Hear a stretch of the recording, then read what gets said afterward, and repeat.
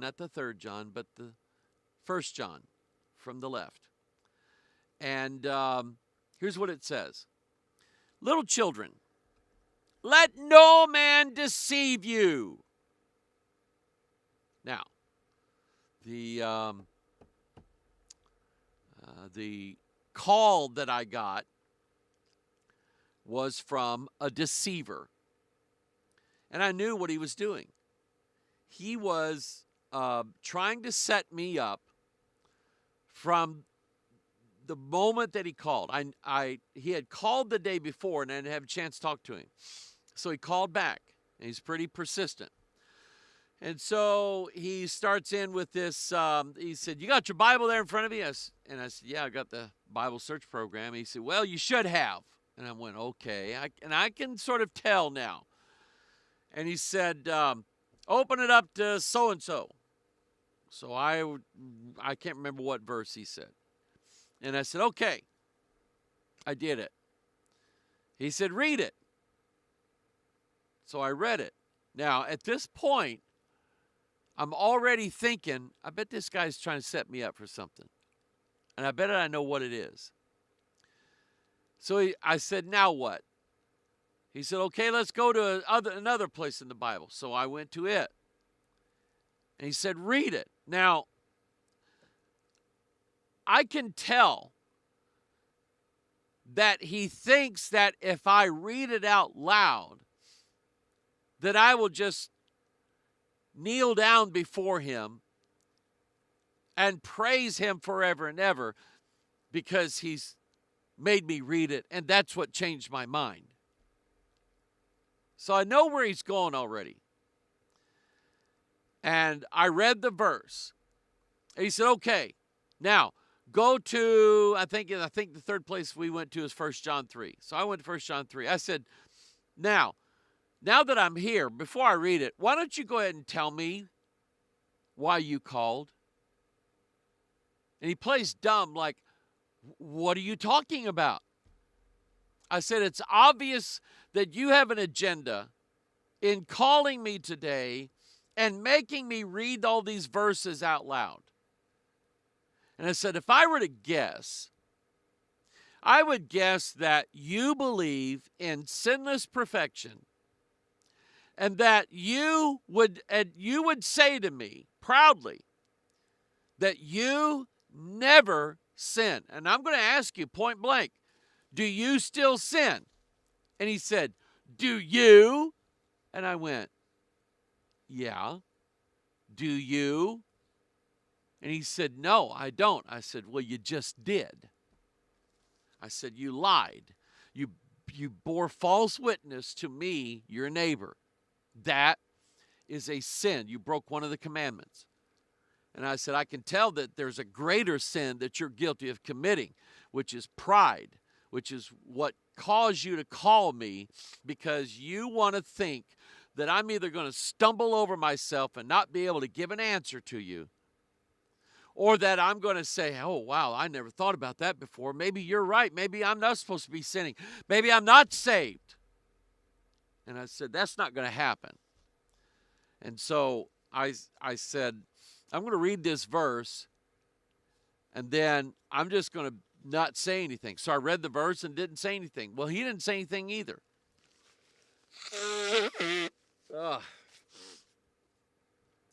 And so I finally said, listen, I've got other things to do. If you don't talk to me, I'm going to assume that the conversation's over.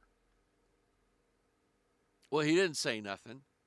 I didn't say nothing, so I hung up. Let me read this to you. Verse 6, whosoever abideth in him sinneth not. Now, when someone isolates a verse, either from its general context or the context of the whole of Scriptures, they can make you believe a lot of things that just are not true. And understand something about the Bible. It isn't one, it isn't, how can I say this? It was written by 40 men over the period of about 2,000 years, from around the time of Abraham to just past the time of Christ. But even though written by 40 different men over the span of 2,000 years, it still is characterized by God as one word. It is the Word of God. It is also the words of God.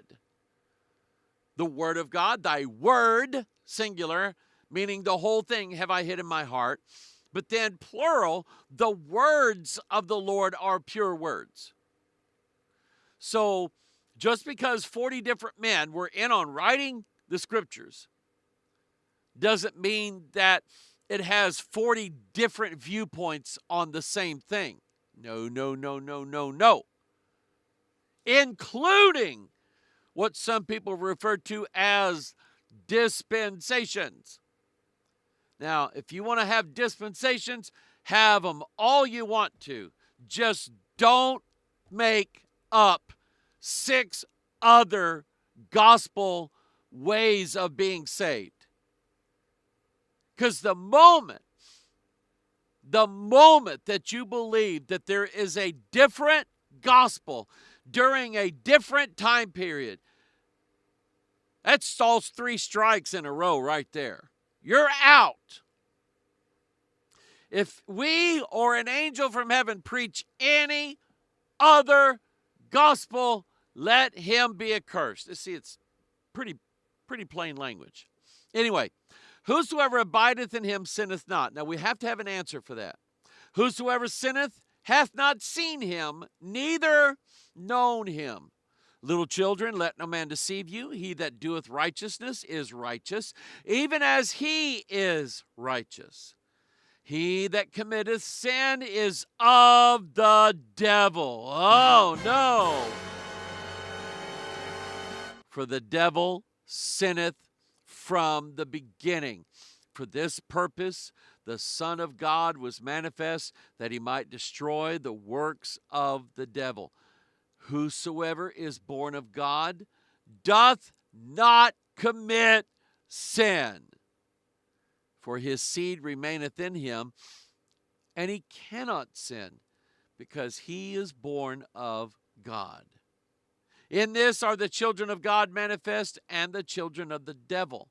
Whosoever doeth not righteousness is not of God, neither he that loveth not his brother. Now, there's a phrase in here that I think is really important. He that committeth sin is of the devil, for the devil sinneth from the beginning. For this purpose the Son of God was manifested, that he might destroy the works of the devil. Now, verse 9, whosoever is born of God doth not commit sin, for his seed, God's seed, remaineth in him, and he cannot sin because he is born of God. So, it puts the restraint from sinning into the hands of God instead of into our hands. Does that make sense? That God is the one who would keep us from sinning, not our own self. And since he says his seed, that's God's DNA, which we all know is, oh, come on, here it is, right here. This is it. This is God's seed, God's DNA, right here. Okay? All 1,189 chapters of it. All right? Now, but what about, Pastor? I asked Jesus to save me. does that mean that he didn't do it? Because I'm sure, I am positive that when each of you knelt and asked God to forgive you and for God to save you, you were serious, weren't you? You really wanted this to happen because you did not want to go to hell. So your salvation is just like mine at a 9-year-old boy that does not want to go to hell. And but what's happened in all of those years since then, because I've done some things that were wrong. I've committed sin. Does it mean that even though I wanted this more than anything, that God refused to save me? Is that what that means? Is that the God that we're serving? I mean, the guy would probably say, well, you got saved, but you had no desire to cut out sinning altogether. You thought, well, if I could just get saved, I could go do whatever I want to, and I'm still saved. That's not what I thought. Not at 9 years old. I couldn't even articulate it that way. I was just crying my eyes out, begging God to forgive me and to let Jesus live in my heart and to save me so that I could go to heaven. But if this verse is true, and it is, and it's God's job to keep us from sinning once we're saved,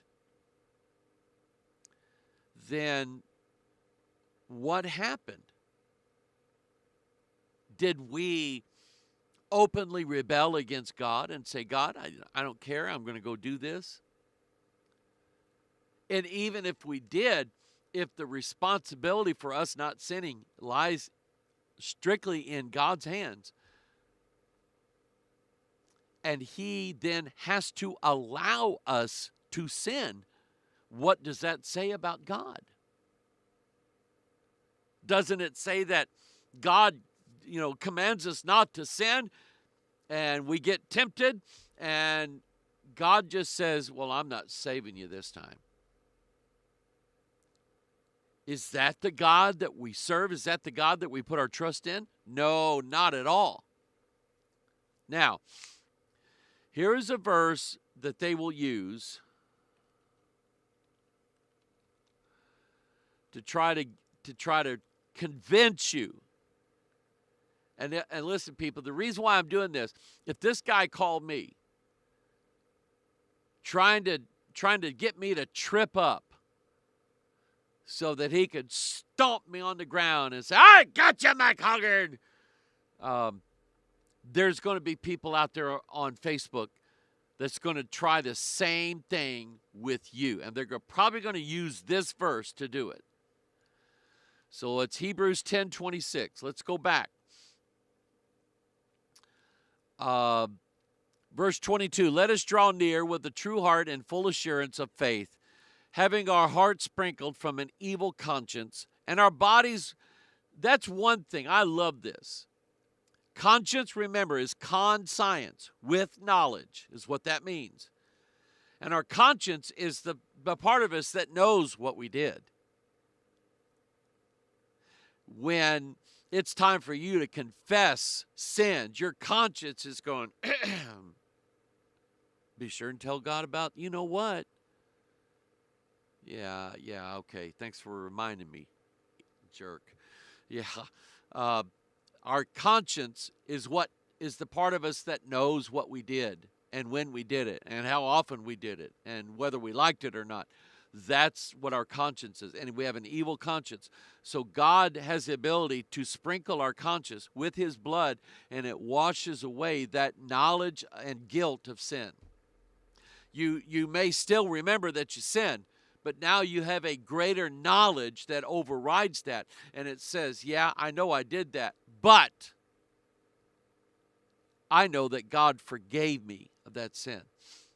Let us, our bodies washed with pure water, let us hold fast the profession of our faith without wavering, for he is faithful that promised, and let us consider one another to provoke unto love and to good works.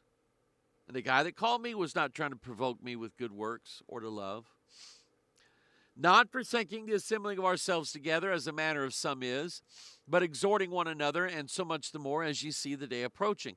For if we sin, here it is, willfully, after that we have received the knowledge of the truth, there remaineth no more sacrifice for sins, but a certain fearful looking for of judgment and fiery indignation, which shall devour the adversaries. Now, what does that mean? Willfully. If we sin, willfully. Turn to Romans 7. That's the way country folks say it. They don't say 7. They say 7. Turn to Romans 7. What verse? 7. Okay, now turn to Psalms. Psalms what? 77. Verse 7. That's how country folks say it. Romans chapter 7. Know ye not, brethren, for how that the law hath dominion over a man as long as he liveth? For the woman which hath an husband is bound by the law to her husband so long as he liveth. But if the husband be dead, she is loose from the law of her husband. So then if, while her husband liveth, she be married to another man, she shall be called an adulteress. But if her husband be dead, she is free from that law, so that she is no adulteress, though she be married to another man. Now, what we're going to do is we're going to look in Romans 7 for the word will. Like, this is my will, my last will and testimony. This is what I want to happen after I die, okay? So our will has everything to do with our true intention. It is what we want to happen, okay? But you may not find the word will in that form in Romans 7. Oh, there's one, just one. However, there are different forms of the word will. Would, W-O-U-L-D, would.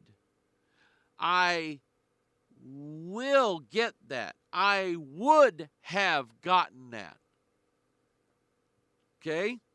So, let's look for that too. Let's start in verse 11. For sin, taking occasion by the commandment, deceived me, and by it slew me. Oh, don't you wish we could go back to the days where there was only one commandment? That is, do not eat from the tree of knowledge of good and evil. And you know, some people actually think that, why, if I would have been Adam, I sure wouldn't have done that. In fact, Eve ever tried that with me, I think I'd just knock her teeth out. Show her who's boss around here. No. You would too. And you know how I know you would? Because you broke all the other commandments. You couldn't keep 1 out of 10 of those. Anyway. Wherefore, verse 12, the law is holy, and the commandment holy, and just, and good. Was then that which is good made death unto me? She's talking about the law. God forbid. But sin, that it might appear sin, working death in me by that which is good. That sin, by the commandment might become exceeding sinful. You ever seen like a scientist or a biologist or somebody that's, going to try to find out what bacteria or what germ you might have or whatever, and they got this petri dish. And in this petri dish, it's got agar in it, and that's a growth medium. So if you ever want to have fun with a microscope and a Q-tip and a petri dish that's got agar in it, if you ever want to have some fun, go around with that Q-tip you got and swab the handle of your bathroom sink, and then rub that into that agar. Swab the handle on your toilet bowl, and then roll that around in another thing of agar. Now, when you first look at it, you don't really see anything. It doesn't look like there's anything that is in the way of, something that might defile you if you accidentally put that in your mouth, okay? Which more than likely you did. But anyway, when it just starts out, you just can't see nothing. Give it about 24 hours, 48 hours. All of a sudden, poof. You can see the growth of bacteria and germs where you rolled that swab back and forth from swabbing the handle to the sink and then the handle to the toilet bowl. Okay? You swab that on there, and about 48 hours later, you can see all kinds of stuff growing up there. It looks like a miniature forest. And that's what God did. God didn't just put one sin against us. He inflated it so that no matter what kind of life we lived, there's still going to be sin. You cannot escape it in this world. And as long as you're wearing this skin uniform given to you by God, as long as this flesh is what it is condemned to death, and it is going to die. Now, a person who sins and sins and sins and sins, the result is they're going to die. A person who lives a perfect life for Jesus Christ, that person is going to live. So, it would seem then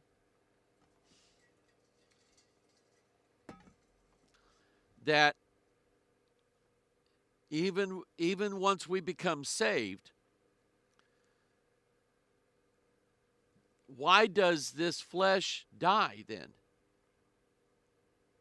If let's go back to 1 John chapter 3, and let's look at that again. He that doeth righteousness is righteous, even as he is righteous. But he that committeth sin is of the devil, for the devil sinned from the beginning. Whosoever is born of God doth not commit sin. So let's say that is applied to your flesh body. And now your flesh body no longer sins. Does that mean that this flesh body does not have to die? Because all the sins are forgiven. Does that mean that this flesh doesn't have to die?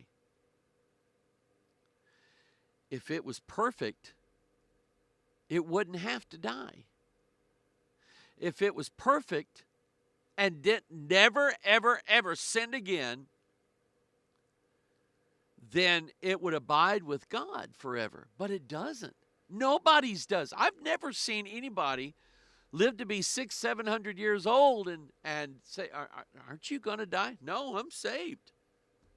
I'm saved. I don't die.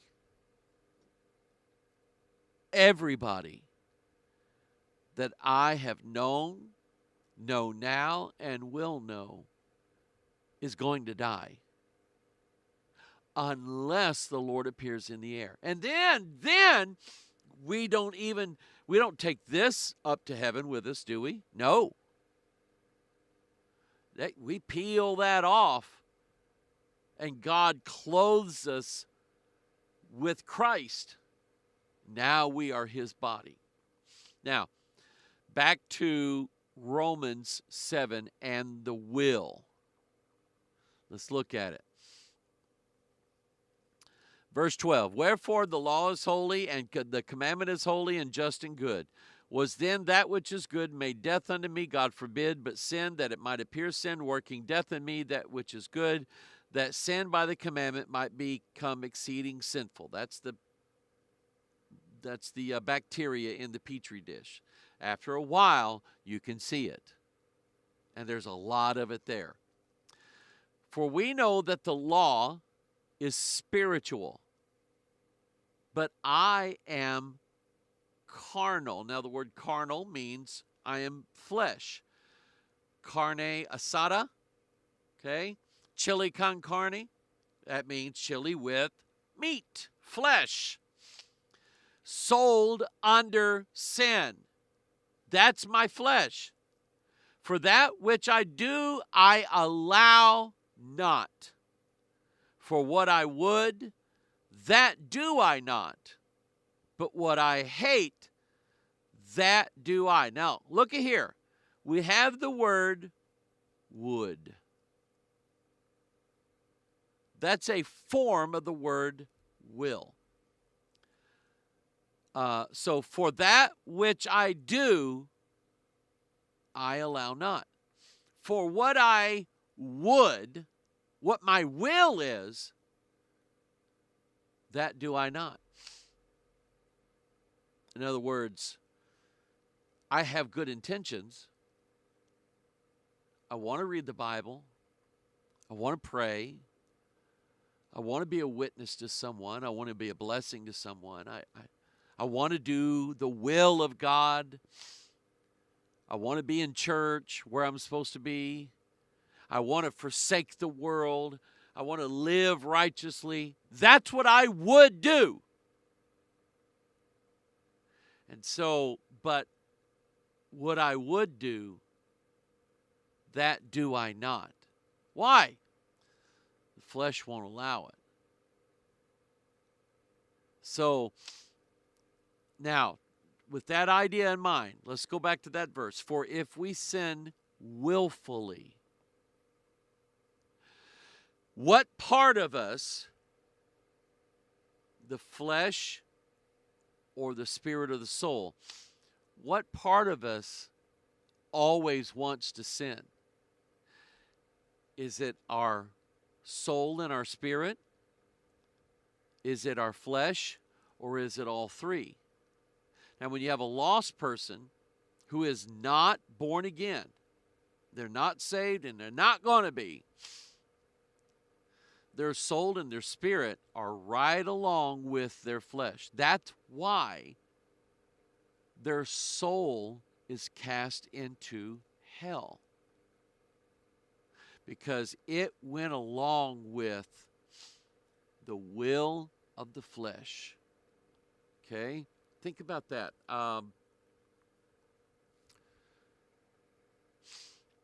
Esther. She is, here's Mordecai. Okay? He is Esther's what? Esther's uncle, I think. And they're both Jews. Okay? Ahasuerus is the king. Haman is the devil. Mordecai is a picture of Christ because he comes riding in on this white horse. Okay? The king puts out a decree and says, I'm going to kill all the Jews. Haman tempted him to do it, right? So when Esther finds out from Christ, Mordecai, that the king is going to kill all the Jews, Mordecai goes to Esther and says, do you think that because you're married to the king that you're going to be spared? You're going down with him. If the king allows this and allows all the Jews to be killed and actually commands it through Haman, then God's going to kill him. Do you want to die along with everybody else? She says, no. And he says, then you better do something about it. So the soul, Esther, begs Ahasuerus, the king, and says, there is a conspiracy against all of my people, the Jews, and they're going to come and kill me. And if that happens, God's going to get you. So what does Ahasuerus do? Ahasuerus, even though he's not a Jew, he works on behalf of his soul, Queen Esther, to make sure that she inherits life and is not under the condemnation of death. So Mordecai says to Haman, the devil, you're the devil. I'm not listening to you. In fact, I walk in the room, you're there laying on top of my wife. What are you going to try to have her? First you want to have her killed, then you're going to try to force her. So he kills Haman, the devil, and Esther gets to live. It's like that. Okay? I love the Bible. Anyway, back to the scripture. For what I would, that do I not. But what I hate, that do I. If then I do that which I would not, your will is the work of your soul. When your soul says, I don't like God, I don't want to serve God, I'm not going to do nothing for God. I'm going to be like Friedrich Nietzsche. Yeah, that's what I'm going to be. I'm going to study his philosophy. And I'll tell you, the more Nietzsche you read, the more you understand where Adolf Hitler got his ideas from. I ain't kidding you. He had to have read Nietzsche and went, wow, man, that's how I want it to be. If then I do that which I would not, I consent unto the law that it's good. My soul looks at God's commandments and says they're perfect, they're just, they're holy. There is no greater law given to mankind or written by mankind that is greater than the Ten Commandments. They are so great to our country that we memorialize the Ten Commandments on the doors to the Supreme Court of the United States of America. They've got this image carved in to the Supreme Court building of Moses holding those two tables, because they understood that that is the basis for all of our laws, except the abortion one. But anyway, it's the basis of it. Thou shalt not kill, thou shalt not steal, thou shalt not commit adultery, thou shalt not covet, thou shalt not bear false witness. All of those things. Honor thy father and thy mother. Thou shalt have no other gods. I really wish, I do. I sit and I dream of what it would be like to live in America at the onset of World War II, when a nation had just come through the Great Depression, and now they're entered into war. And you have a generation of Americans that prayed, that sought after God. There was no lack of religion in America during that time. And where sin, even though they were sinners, sin, a lot of those sins remained private and secret. You didn't act them out in parades going up and down the streets of your town. You didn't walk. I was at physical therapy this morning for my knee. And I see this a lot. We're sort of on the fringe of the St. Louis metropolitan area. And I would guess that probably from the ages of 14 to 35, I would say that probably 20%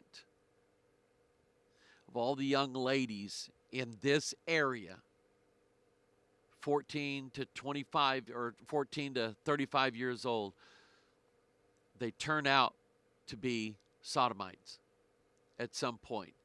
And so they're sitting across from me filling out the paperwork. Two young ladies, couldn't have been more than 18, 19 years old, if that, arm in arm together, snuggled together. It's vexing. It's very vexing. But anyway, that which I would not, I consented to the law that was good. Now then, it is no more I that do it. It's not my soul, but sin that dwelleth in me. For I know that in me, that is in my flesh, dwelleth no good thing. For to will, look at it, for to will is present with me. But how to perform that which is good, I find not. For the good that I would, that's your will word, would and will, and the other would here, they're talking about your will. For the good that I would, I do not. But the evil which I would not, that I do. Now, if I do that I would not, it is no more I that do it, but sin that dwelleth in me. I find then a law that when I would do good, evil is present with me. For I delight in the law of God after the inward man. But I see another law in my members, warring against the law of my mind and bringing me into the captivity of sin which is in my members. O wretched man that I am. So, when it says, for to will is present. If in my flesh, or let's say, no, if in my soul decides, I ain't going to church no more, ain't reading that stupid Bible no more, I'm not going to pray no more, I'm going to go out, get me a couple girlfriends on the side, and I'm just going to take a bunch of drugs, I'm going to start drinking alcohol, I'm going to do this, I'm going to do that, and I don't care what happens, I'm just going to live my life and grab all the gusto that I can. When I start doing that, my will has just sinned. For if we sin willfully, you see it now? When my soul decides, I don't want God, I don't need God, I'm not following God. I had a guy say that to me one time, was over years ago, talking to his daughter because she came to a vacation Bible school our church had, and she asked Jesus into her heart. So I was over there talking to her about baptism, and her mom was there in the living room, and her dad had run off in the back. And finally, the mom went and got the dad, because I said, I was talking to the mom. I said, would you like to give your life to the Lord? She said, let me go get my husband. And she went out and talked to her husband, and he come back, and he's like this. And I mean, he was steaming. And I told him what I was there doing. And he said, buddy, I didn't invite you to this house tonight, but I let you come in. And he said, you can just go back out the way you came in. And he said, I know where your church is. And if I feel like going one of these days, I'll go.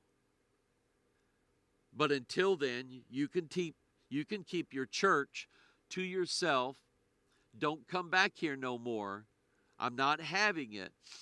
And that's going to be the end of it. Now, excuse yourself. Good night. Me and Brother Kevin, the deacon, turned around, walked outside that house. We tapped our feet on the side of his front porch to shake the dust off of our feet, and we left.